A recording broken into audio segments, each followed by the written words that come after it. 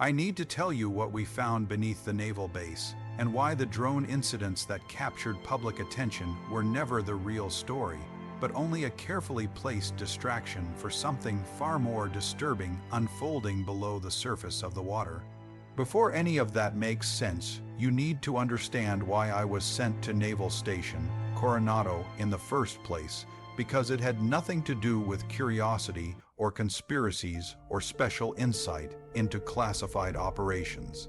I was there because I was exhausted and worn down and good at one very specific thing. I was a Navy sonar technician with 8 years of experience tracking submarines through thousands of miles of deep Pacific darkness. I had spent most of my adult life listening to the ocean, interpreting patterns, distinguishing threat from background noise, identifying machines I could not see based only on the way sound moved through water. That skill set made me useful enough that when they needed someone to run underwater acoustic surveillance at one of the most heavily defended naval facilities in the country, my name surfaced. After years aboard Los Angeles-class attack submarines, after endless shifts in cramped sonar rooms, tracking Soviet boomers and Chinese diesel boats through contested waters, shore duty was supposed to be easy. Harbor security at a stateside base was meant to be the quiet assignment, the one that let you breathe again. My marriage had barely survived my deployments, and my wife Sarah made it clear that another extended tour at sea would be the end of us. So when orders came down assigning me to Coronado running the acoustic monitoring system for San Diego Bay, I believed I had been given a lifeline, regular hours, decent pay, sleeping in my own bed, using my skills without the constant pressure of hunting real enemies in hostile waters. I thought I was stepping away from danger, not closer to it. The first sign that something was wrong came on a Monday morning in late November at around 8, when I was finishing my first cup of coffee in the base security office. Commander Patricia Hayes, who ran the Harbor Defense Coordination Center, requested to see me immediately. That alone should have raised alarms because Hayes scheduled everything days in advance and did not do urgent unless the situation truly demanded it.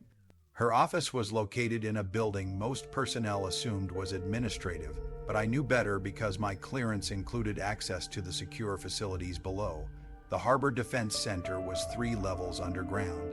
A hardened climate-controlled bunker filled with displays streaming real-time data from dozens of sensors scattered throughout the bay and the approaches to North Island. Hayes was waiting with 2 people I did not recognize. One was a civilian woman in her 40s wearing contractor credentials. The other was a Navy captain with intelligence insignia who introduced himself only as Captain Morrison from Naval Information Forces. The woman did not introduce herself at all. Hayes got straight to the point.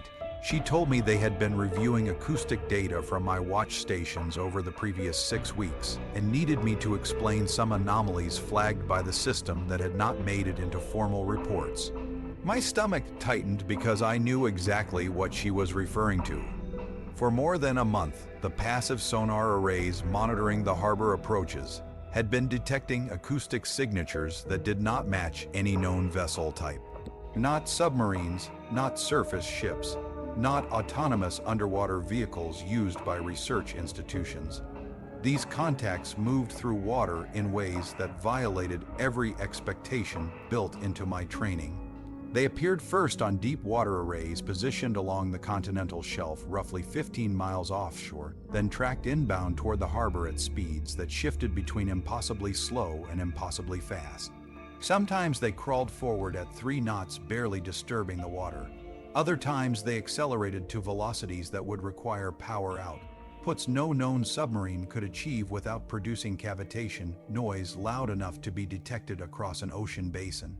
The sounds themselves were wrong. Submarine propulsion leaves fingerprints, machinery noise, propeller harmonics, hull resonance, patterns sonar operators learn to recognize with precision. But these contacts produced low-frequency emissions that felt almost biological, like whale song, but structured with mechanical consistency. They also generated high-frequency pulses that were too regular to be natural yet too complex to match any sonar or communication system I had ever encountered.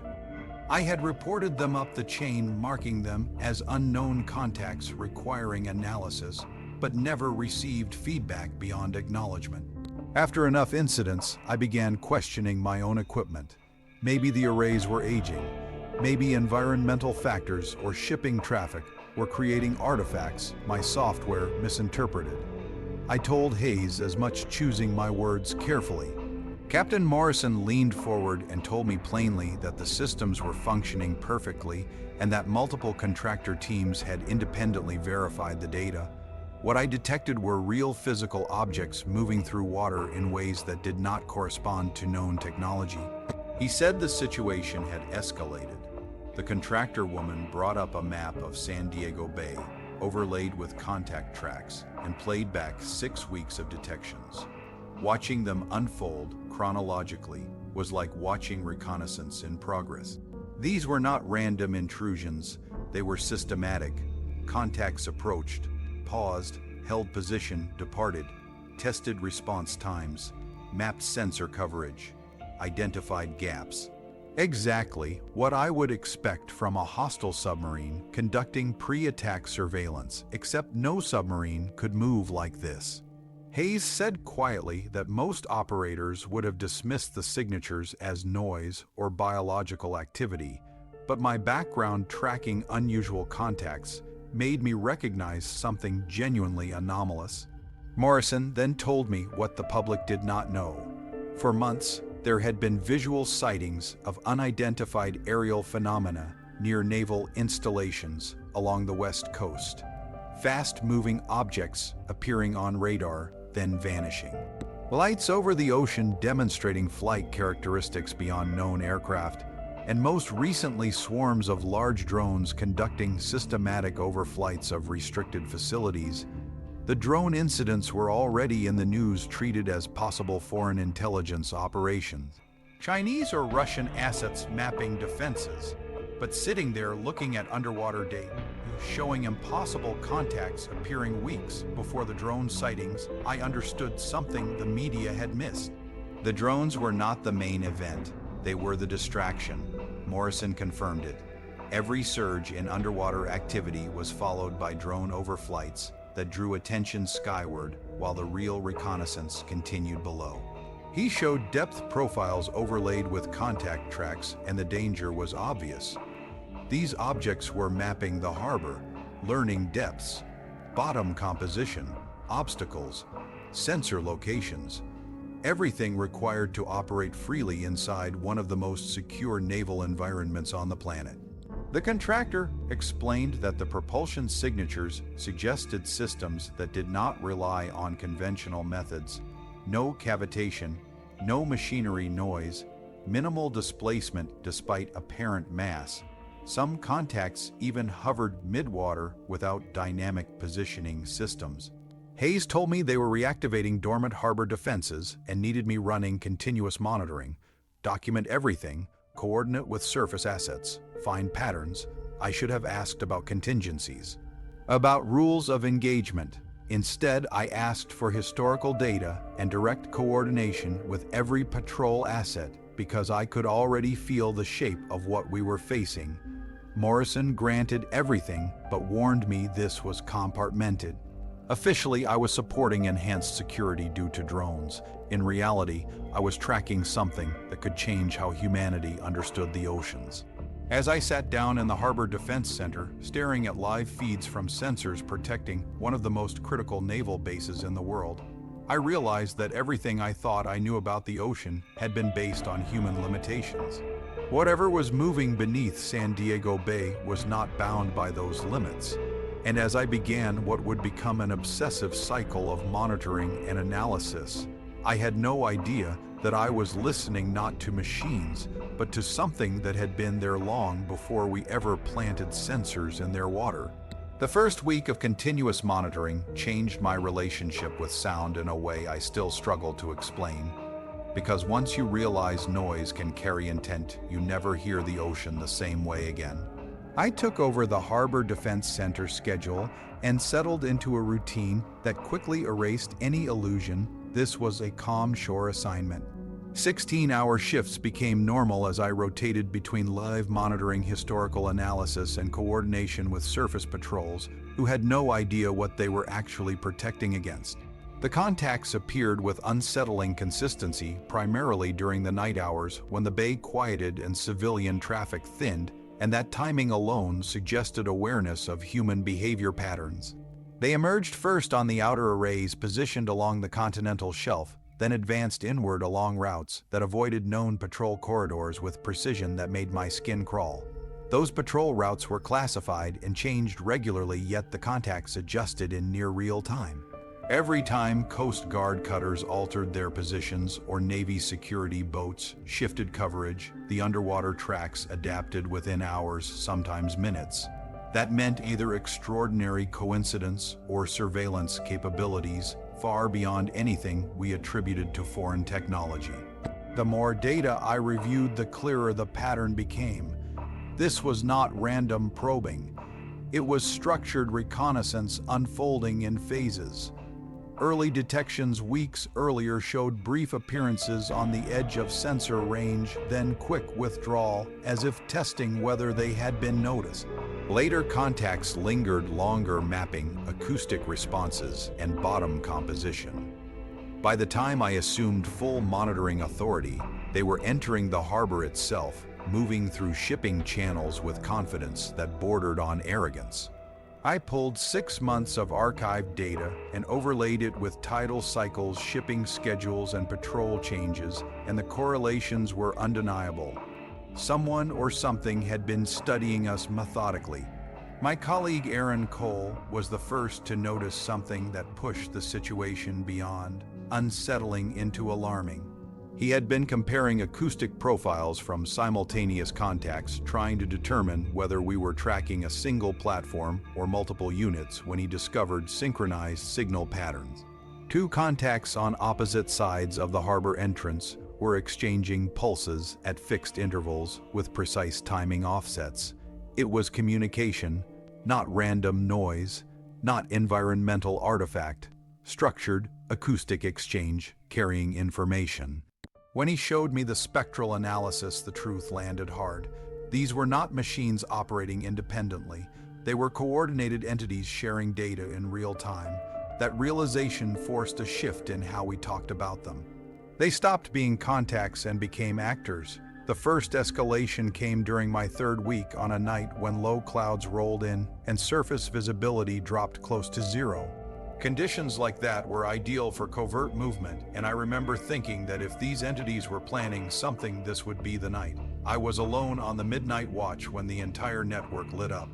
Not 1 or 2 detections, but dozens appearing simultaneously throughout the bay at multiple depths. They positioned themselves with mathematical precision, covering submarine piers, carrier docks, amphibious berths, and restricted special operations zones. And then they stopped. Every track held position, ignoring currents and tidal forces that should have pushed them off station. I triggered the alert system and began documenting everything, because my training told me this was either a catastrophic sensor failure or the most significant security event of my career. The acoustic signatures had changed as well. Instead of the usual mix of low-frequency emissions and high-frequency pulses, the water carried something almost musical. Harmonic patterns layered and complex, resonating through the bay in ways my analysis software struggled to classify. As I adjusted filters and gain settings, I noticed another detail that erased my last doubts. The contacts formed a geometric grid that provided overlapping observation of every strategic asset in the harbor. That was not exploration. That was demonstration. Commander Hayes arrived quickly and immediately contacted higher command.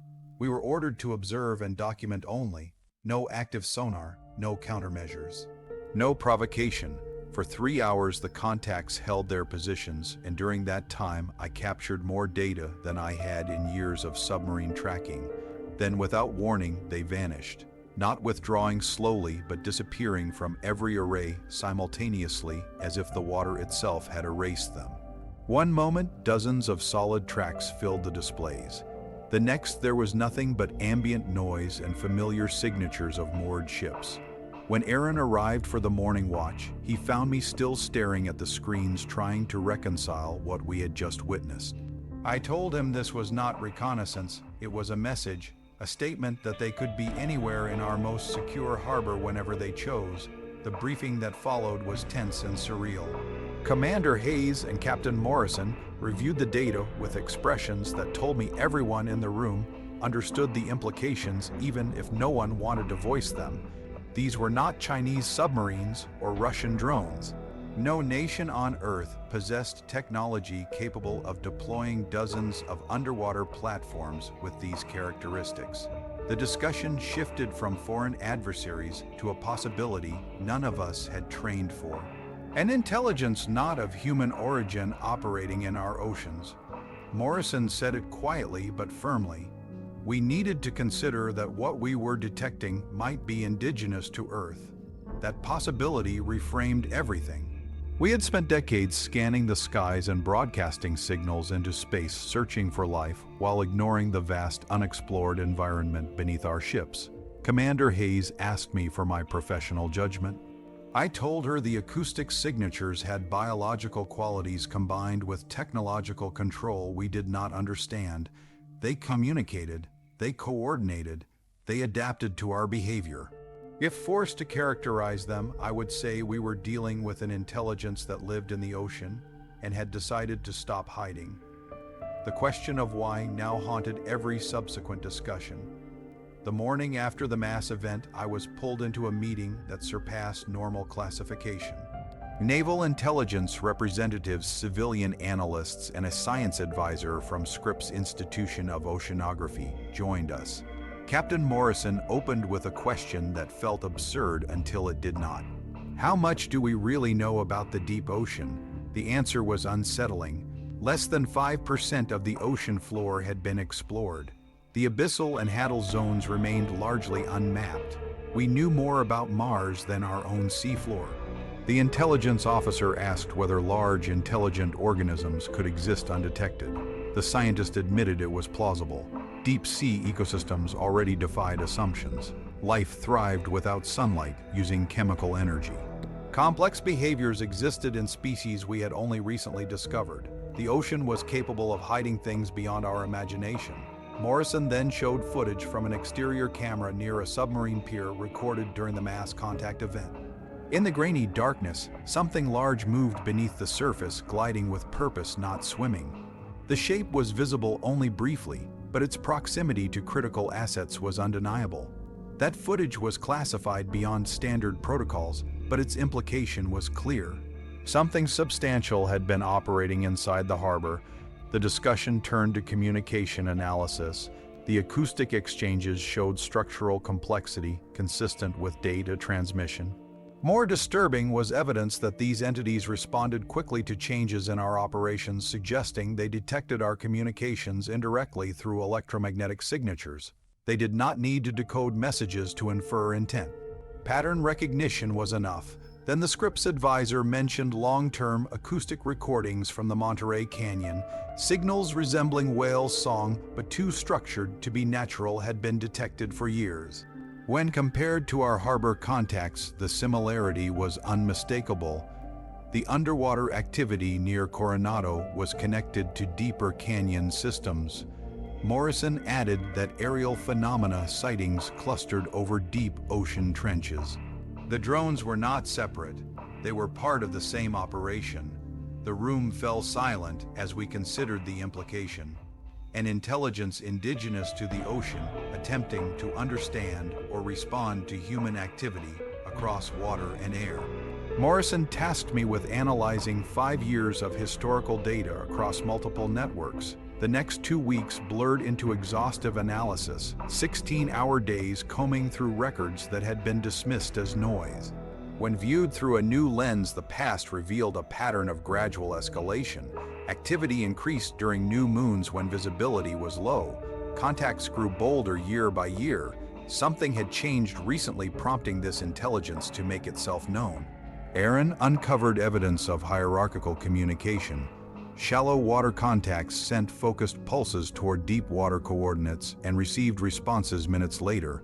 that suggested a command node in the abyssal depths beyond human reach. A base or something like it. Surveys of the San Diego Trough revealed geometric structures and electromagnetic activity consistent with technology. Movement at depth matched shallow signatures. We presented everything to higher command. The decision was to monitor and not engage.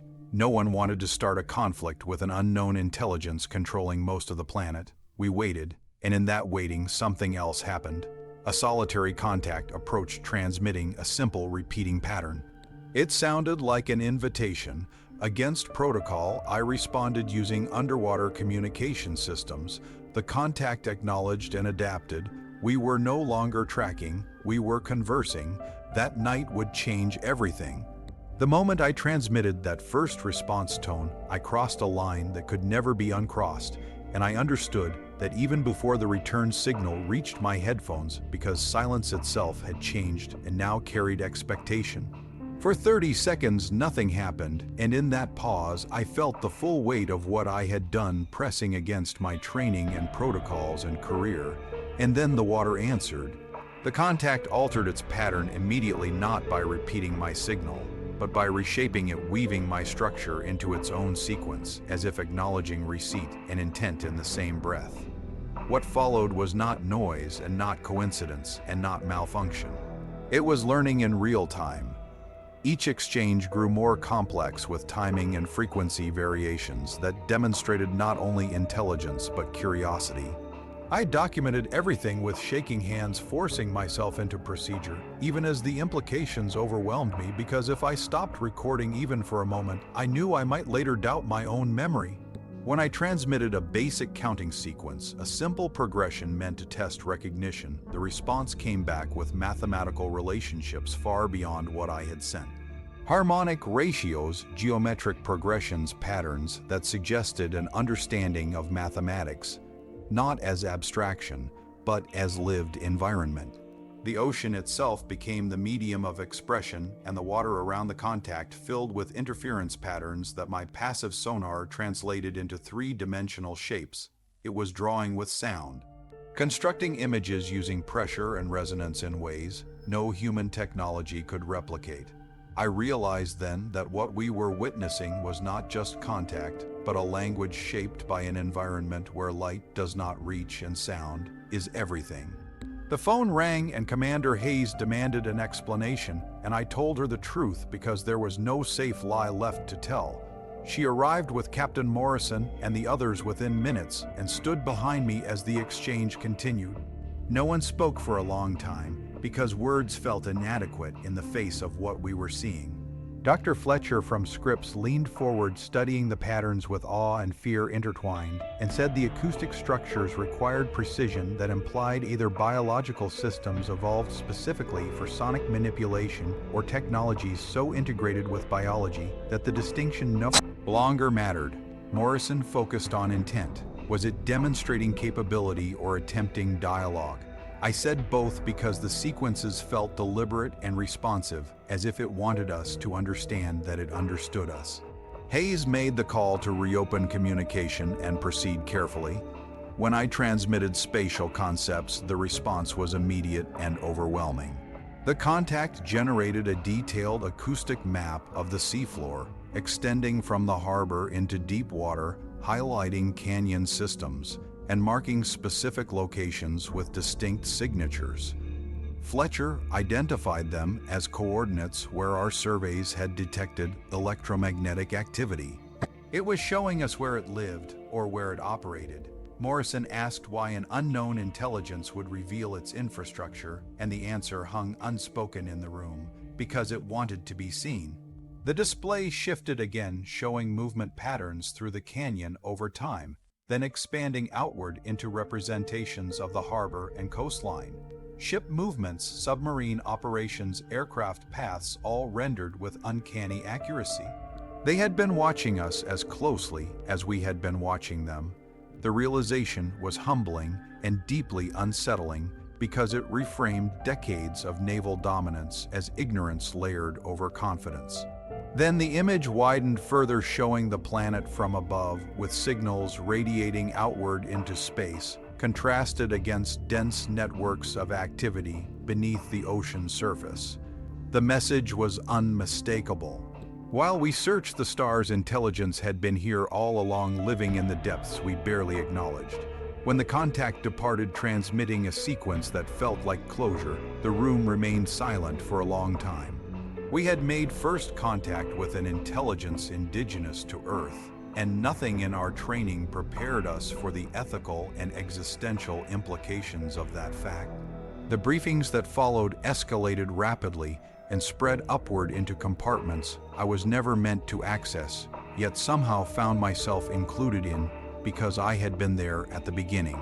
The narrative shifted from threat assessment to coexistence planning almost overnight, because no one wanted to be responsible for provoking a conflict with an intelligence that controlled terrain covering most of the planet. Officially, nothing changed. Public statements continued attributing drone incidents to foreign surveillance. Internally, everything changed. Communication protocols were drafted. Linguistic analysts and mathematicians were brought in. Oceanographers worked alongside intelligence officers, trying to interpret the structures embedded in the acoustic language. We learned that the intelligence referred to itself with a concept that translated loosely as the Abyssal Collective, and that it had been aware of humanity since our earliest seafaring. It had observed us from a distance, considering surface dwellers irrelevant to deep ecosystems until recent decades, when our technology and pollution began intruding into environments critical to its existence. Industrial fishing, sonar exercises, deep-sea mining, chemical runoff, underwater detonations, all of it registered as disruption. The drone incidents had been attempts to get our attention without direct confrontation. The underwater reconnaissance was assessment. The communication event was escalation toward dialogue. I became a liaison of sorts, spending months immersed in analysis and exchange, documenting patterns and responses, and slowly building a framework for understanding. The collective was not a single species, but a network of entities adapted to different depths and conditions, unified by shared acoustic communication. Technology and biology were inseparable in ways that defied human categories.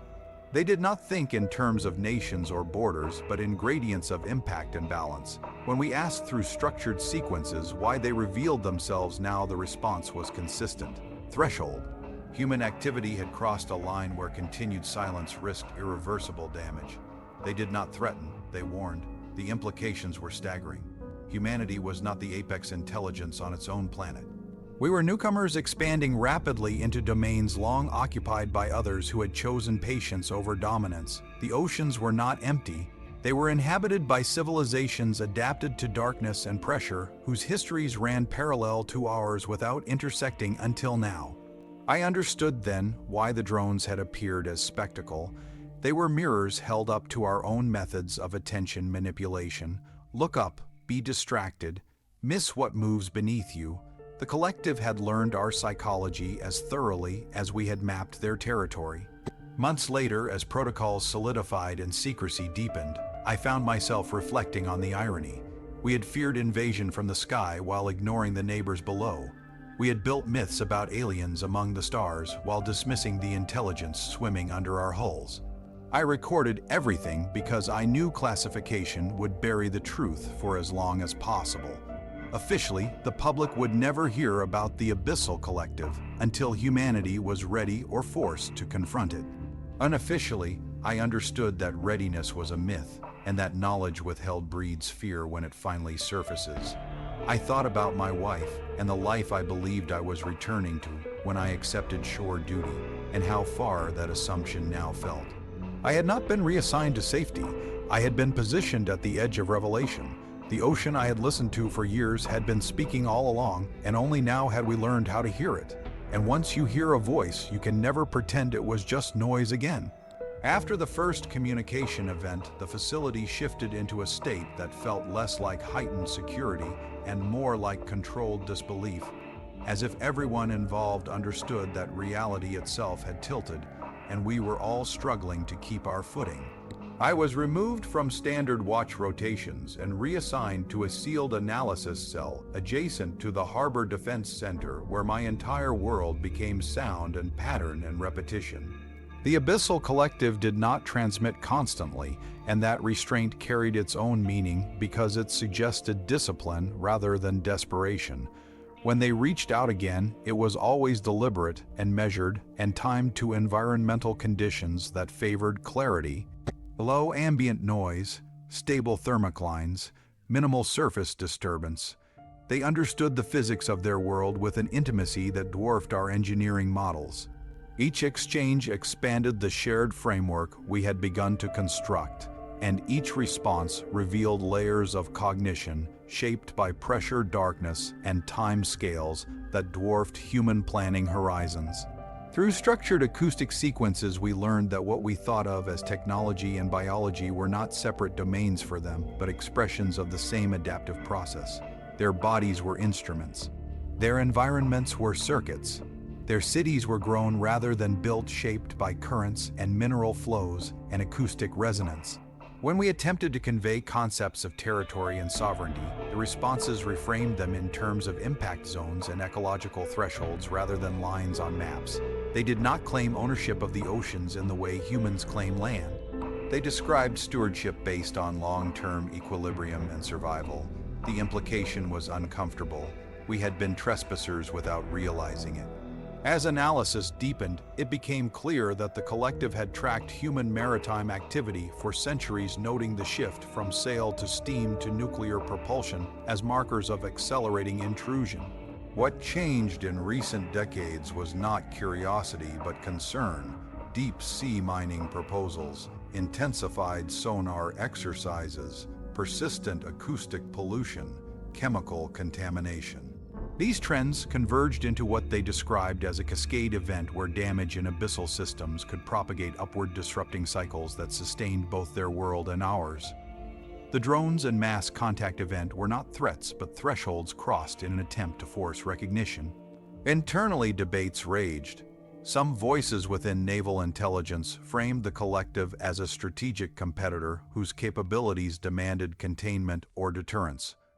Others argued that any hostile posture would be catastrophic given the asymmetry of terrain control. I listened to these arguments while continuing to work because my role had narrowed into translation and documentation, and the act of careful listening felt like the only ethical anchor left. Commander Hayes carried the weight of these decisions visibly.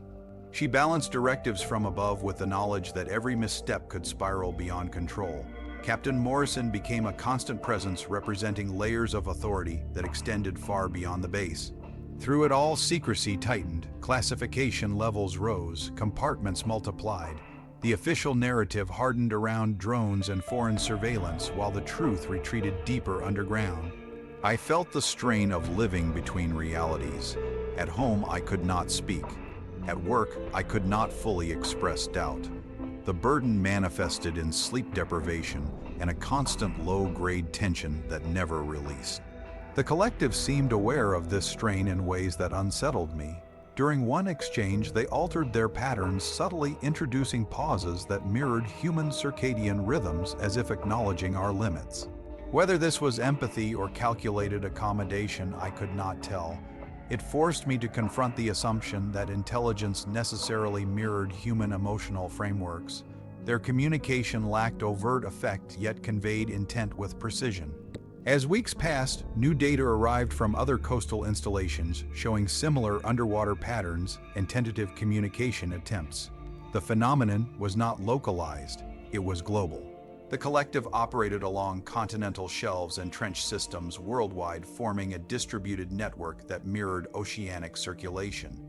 Humanity had stumbled into awareness of a planetary neighbor whose infrastructure spanned depths we could barely reach. The revelation carried existential weight. We were not discovering aliens, we were discovering context. The planet had never been empty. The silence we assumed was absence had been restrained. One night, during an extended exchange, the collective transmitted a sequence that took analysts days to unpack. It depicted cycles of emergence and collapse among surface civilizations represented through abstract patterns. Rise, expansion, overreach, correction. The message did not threaten extinction. It warned of imbalance. They had observed previous surface cultures whose maritime activities disrupted deep systems and whose collapse followed ecological feedback loops. Humanity was approaching a similar inflection point. The implication was not that the collective would intervene violently, but that consequences would follow physics regardless of intent. This reframed the entire notion of threat. The danger was not invasion, it was ignorance. Internal pressure mounted to respond with policy proposals, limit certain naval activities, reroute exercises, pause deep-sea extraction in sensitive zones. These suggestions met resistance from sectors unwilling to accept guidance from an intelligence outside human hierarchy. Politics intruded where science urged caution. I found myself increasingly isolated. Valuable yet peripheral, essential yet excluded from decisions my work informed. The irony was not lost on me. The first human to speak with the collective had no voice in how that relationship unfolded. The weight of that exclusion fed a growing unease. I began to sense that secrecy itself was becoming the primary risk. The collective had chosen transparency at great cost. Humanity responded with concealment. During a particularly intense session, the collective transmitted a representation of information flow showing nodes of human communication and deliberate bottlenecks where data was suppressed. The message was unmistakable. They understood our secrecy structures and saw them as potential failure points. They did not demand disclosure. They asked whether humanity could adapt without it. That question haunted me because I did not know the answer. As pressure built, a decision was made far above my level. The existence of the collective would remain classified indefinitely. Engagement would continue quietly. Public awareness would be managed through distraction and denial. I documented this decision with a sense of dread because it echoed patterns from history where knowledge hoarded by elites led to catastrophic miscalculation. The collective responded to our continued engagement with patience, but their transmissions grew less frequent as if recalibrating expectations. I sensed a closing window. One evening, after a prolonged silence, they sent a final message in that phase of contact. It depicted two paths diverging from a shared point. One showed dense interaction nodes and stabilized patterns. The other showed fragmentation and collapse. There was no judgment attached, only possibility.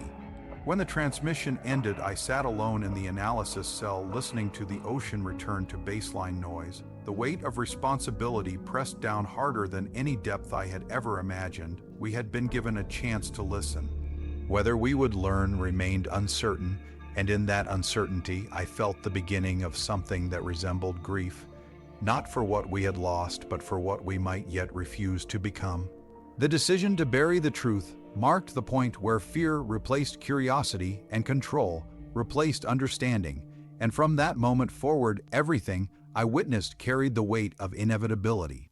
I continued my work because walking away would not undo what had already been set in motion, and because the collective still communicated with me even as human channels narrowed and hardened around secrecy.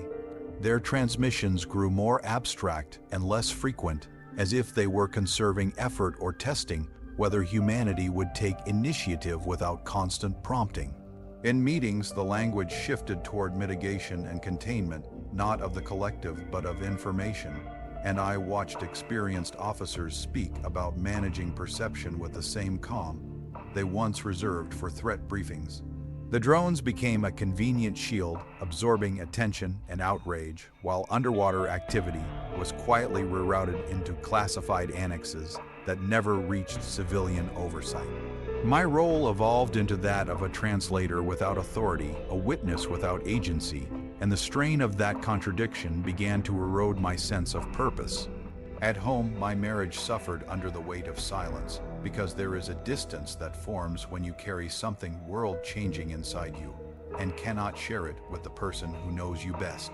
Sarah sensed the shift and asked if something dangerous was happening, and I told her it was just work because the truth would have sounded like madness and madness would have been safer than reality. Sleep became erratic, and the ocean followed me into dreams where sound replaced images and pressure replaced gravity. I began to understand that exposure to the collective was altering my perception in subtle ways, not through influence or control, but through expanded awareness of scale and time. Human urgency felt small against the patience of entities that measured change in centuries. During one rare extended exchange, the collective transmitted a representation of themselves that analysts struggled to decode. It was not a physical form but a process, layers of interaction across depth and distance bound by resonance rather than proximity. They were not centralized, they were emergent. Individual entities connected through shared acoustic fields, forming a distributed intelligence resilient to disruption. The implication was sobering. There was no singular target to negotiate with or threaten. No capital city to attack, no leadership to coerce. Any attempt at dominance would fail by design. This understanding filtered upward but was reframed in strategic terms that missed its philosophical core. Plans were drafted for contingencies that assumed adversarial escalation, despite evidence to the contrary. I sensed a widening gap between what the collective offered and what humanity expected. That gap frightened me more than the possibility of conflict, because it suggested we were incapable of hearing anything that did not fit our existing frameworks. The tipping point arrived quietly through a policy memo that crossed my desk by accident rather than intent. It outlined proposed increases in active sonar testing to probe collective responses under controlled conditions. The language was sanitized and clinical, describing it as stimulus response analysis, but the intent was unmistakable. Provoke and observe, test limits, measure reactions. I felt a cold certainty settle in my chest because I recognized the pattern from history: curiosity turning into dominance, study turning into exploitation. I raised concerns through official channels and was politely ignored. I attempted to convey the implications to Commander Hayes and saw in her eyes the same conflict I felt, but also resignation. Decisions were being made far above us, driven by fear of losing strategic advantage rather than fear of ecological collapse. That night, I initiated an unscheduled communication with the collective, driven by a sense of responsibility that outweighed protocol. I did not ask permission. I transmitted the abstract of the policy memo, translated into acoustic concepts of disturbance and testing. The response was immediate and profound. The collective did not express anger. They conveyed consequence. The transmission depicted cascading effects through abyssal ecosystems triggered by high-intensity sonar, disrupted migration patterns, cellular damage, breakdown of communication networks essential to their cohesion. The message ended with a simple concept, translated imperfectly as avoidable harm. I recorded everything, knowing it might be used against me, yet unable to justify silence. When the sonar tests commenced weeks later despite warnings, the results were catastrophic. Not in the way planners expected. There was no retaliation, no dramatic response. Instead, the underwater environment changed. Acoustic noise patterns shifted. Long-established signatures vanished. Regions that had been vibrant with structured sound fell silent. It was as if entire sections of the ocean had gone deaf. Analysts struggled to explain the data, but I understood. The collective was withdrawing, not fleeing, reconfiguring, retreating deeper beyond our reach. A line had been crossed. The silence that followed was heavier than any confrontation. Without the structured patterns, our systems reverted to familiar noise, and many took that as evidence the phenomenon had been exaggerated. Internally, budgets were cut and focus shifted back to drones and surface threats. The opportunity for coexistence receded quietly. I felt complicit.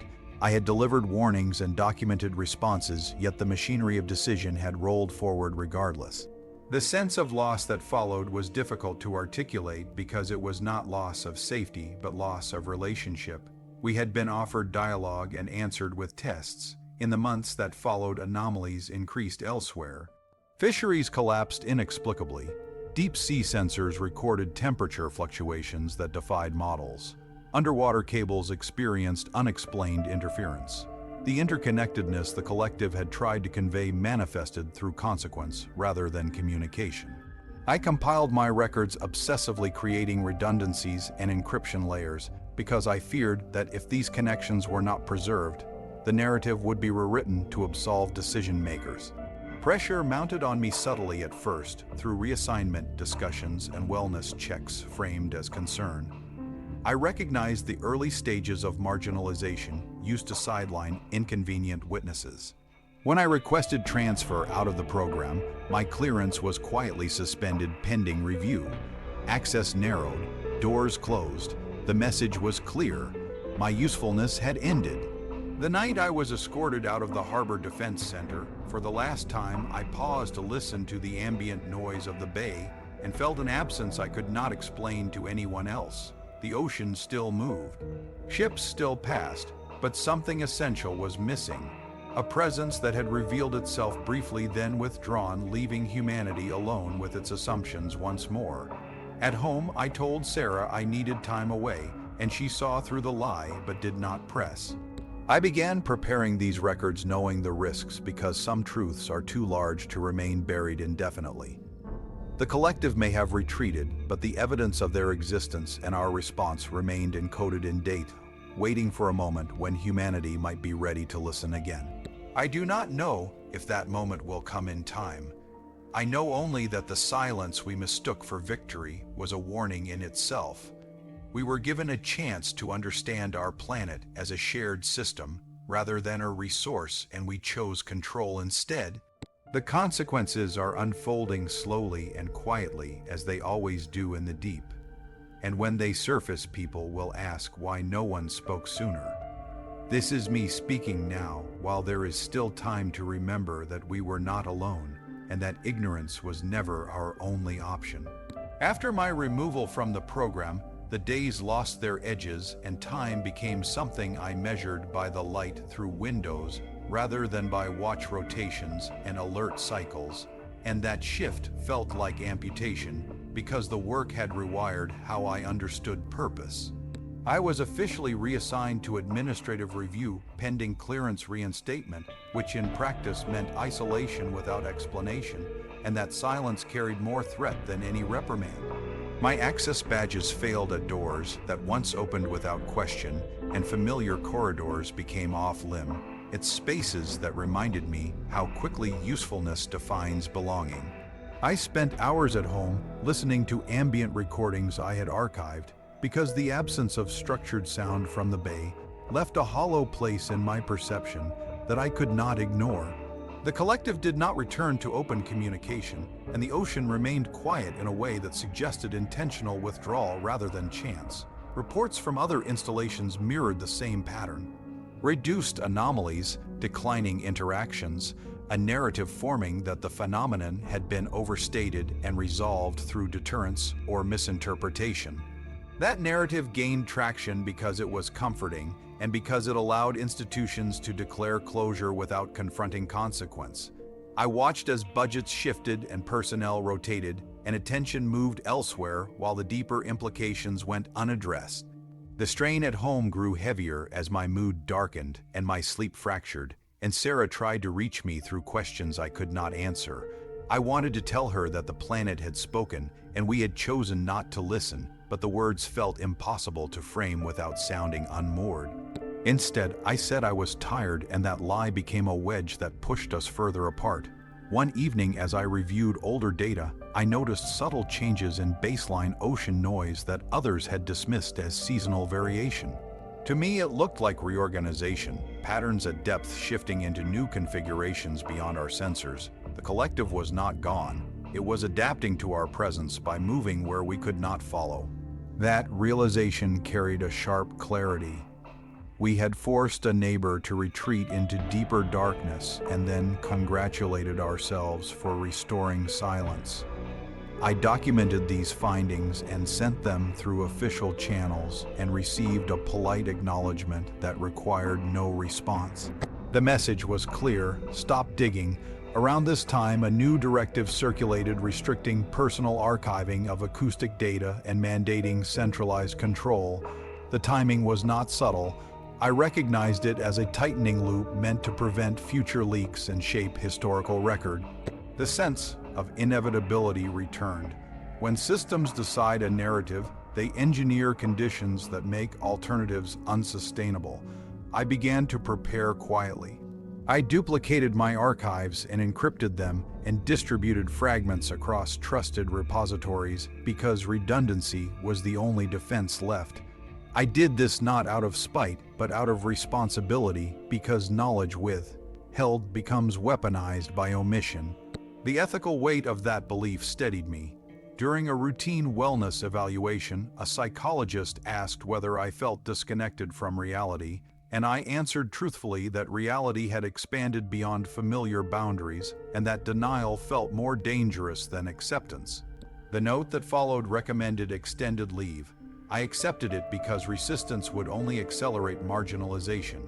Time away did not bring peace, it sharpened awareness. I followed oceanographic reports and environmental data and saw correlations others missed.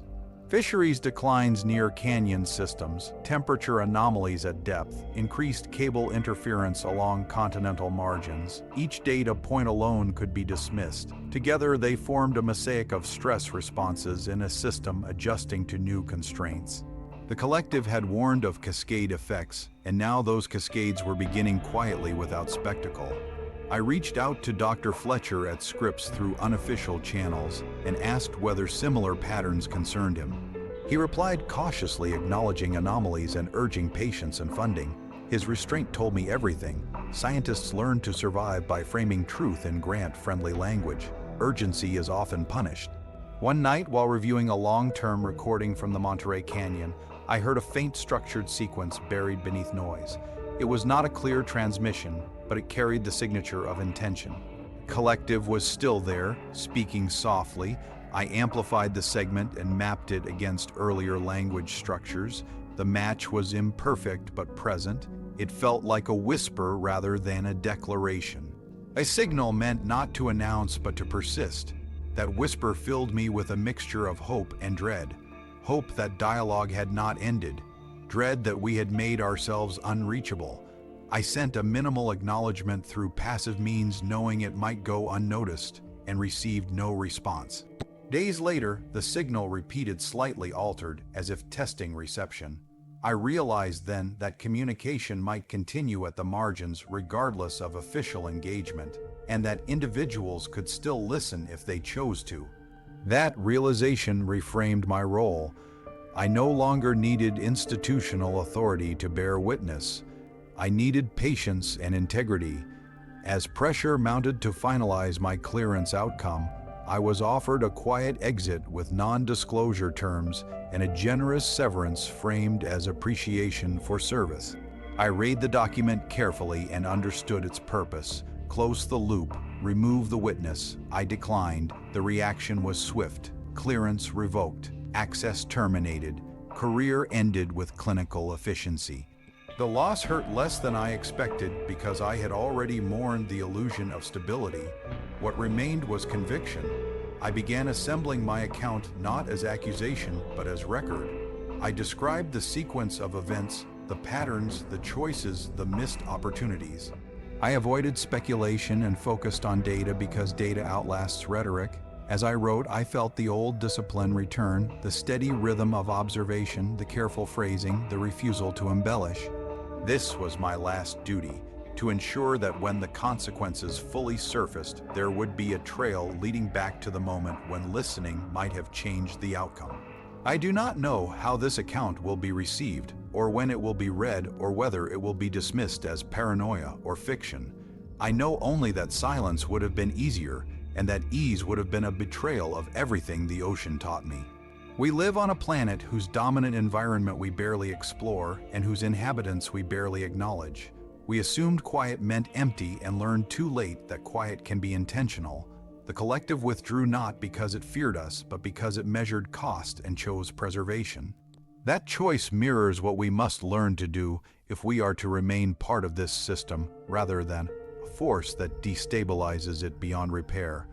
I feel the same calm that came after my first transmission. The calm of having acted in alignment with what I know to be true. The ocean still listens. Whether we will listen back remains the open question. With the understanding that conclusions are a luxury history rarely grants, and that endings are usually assigned long after the people involved are gone. Since leaving the program, I have lived quietly and deliberately, and with an awareness that observation works in both directions. I no longer track contacts through arrays or analyze harmonic structures, but I still listen because listening has become instinct rather than duty. The ocean remains present in my thoughts as a vast breathing system that remembers everything done to it and responds on timescales that dwarf human impatience.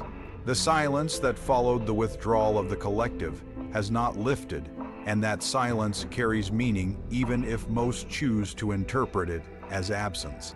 I have watched public discourse continue to orbit drones and satellites and foreign threats, while the deeper truth remains untouched beneath the surface.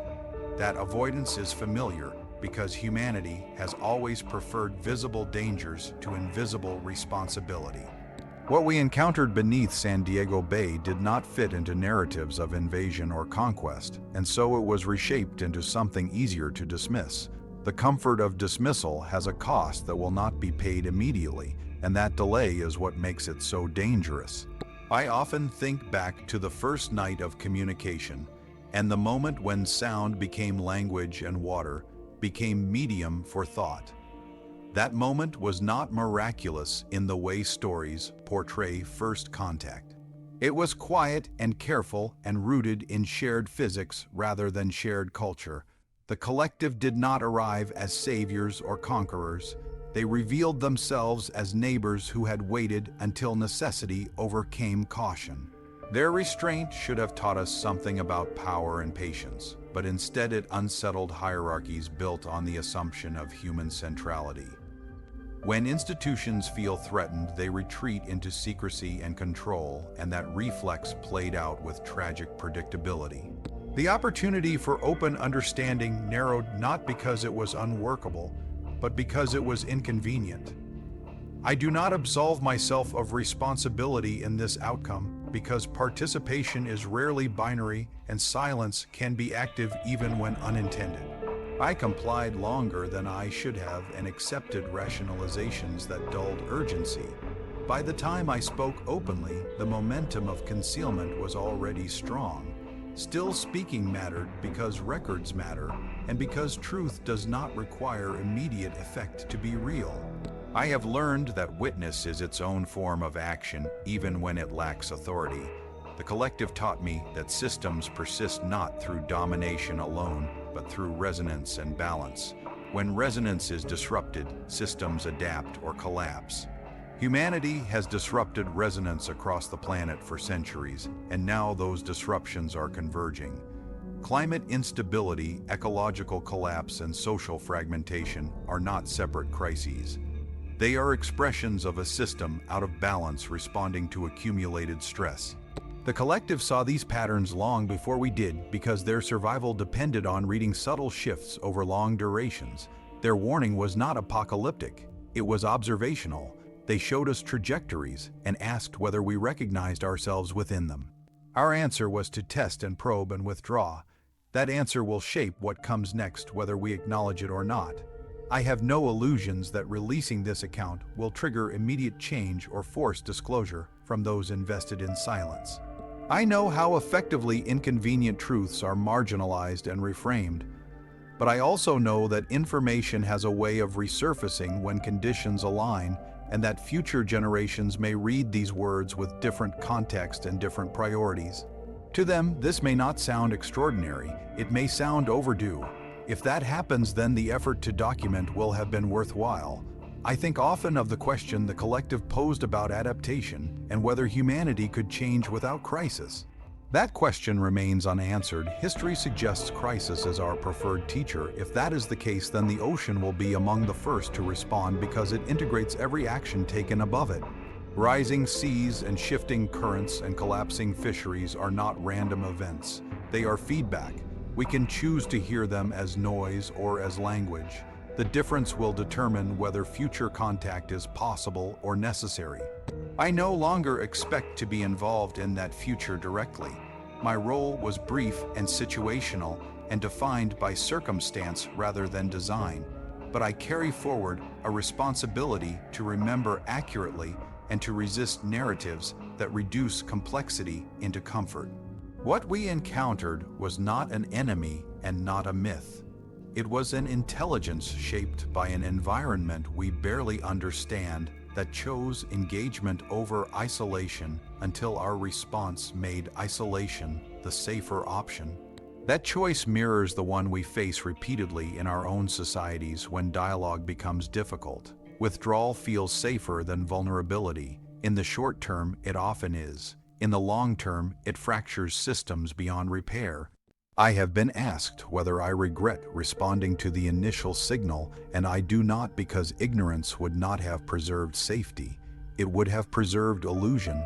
The ocean does not care for illusion. It responds to reality alone. As I finish this account, I am aware that my words will be interpreted through lenses I cannot control, and that skepticism will be abundant.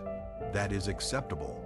Skepticism is healthier than blind acceptance. What I ask is not belief, but attention. Look beneath surfaces. Question easy explanations. Recognize patterns rather than isolated events. Understand that silence can be intentional and that absence can be strategic. The planet is not empty, and humanity is not alone within its systems. We have neighbors we have ignored and consequences we have deferred. Whether we meet those neighbors again through cooperation or through crisis will depend on choices still being made in rooms and institutions that prefer not to imagine alternatives. This is my record of what happened when the ocean answered and of how quickly we chose not to listen. I offer it without embellishment and without expectation. The truth does not need permission to exist. It only needs witnesses willing to preserve it. I was one of them. Whatever comes next will determine whether we become more. If this account reached you, then it means the silence did not fully hold. Share this story, talk about it, question what you are told to look at and what you are told to ignore. The truth does not need belief to exist, but it does need witnesses to survive. If you want more stories like this, more hidden histories, more realities beneath the surface, then stay with this channel and keep listening. Because the moment we stop listening is the moment we decide not to know.